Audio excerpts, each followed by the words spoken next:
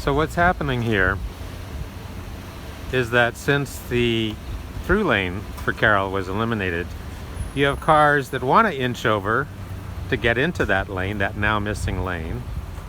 And as long as they're waiting to inch over, then other vehicles like this red sedan here and the little van behind it can't do anything. They can't go forward. There's an empty lane here on the right-hand side that nobody can get into because these cars, which would otherwise be out of the way, are in the way.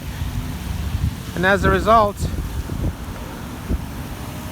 that bus, which was ready to make the turn, now missed the light. It's caught over the stop line, just as I predicted people would be, except the whole situation is 3 times worse than it used to be. It's really bad. No one moved out of Philadelphia during the entirety of that green light cycle. Nobody. 0 movement for the entire stretch of Philadelphia. That's why that bus is out as far as he is, because, or she is, because they were ready. The light turned green. They were ready to turn, but there was no way to turn because what should have been an open lane on the right going out Ethan Allen, which is where that bus is headed, was blocked, not by people trying to go out Ethan Allen, but by people trying and waiting politely until the new barrier, the new painted barrier, wasn't there. It completely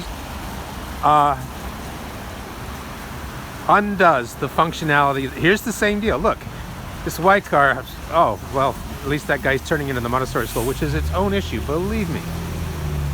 Here comes the bus. Having missed a whole cycle, here's his second shot. And here's this bus. Oh, let's watch this guy make the turn while traffic on Philadelphia is moving, which means that the newly set back stop line is immaterial. It has no meaning whatsoever. Yeah, he made it with a couple inches to spare. Good for him. Good for him. So the state highway has completely undone the functionality of this intersection. That's why that bus had to wait 2 cycles instead of 1. He literally could not move when the light was green because of this phenomenon. I don't know if you can see that car that said, never mind, I'm just going around these guys.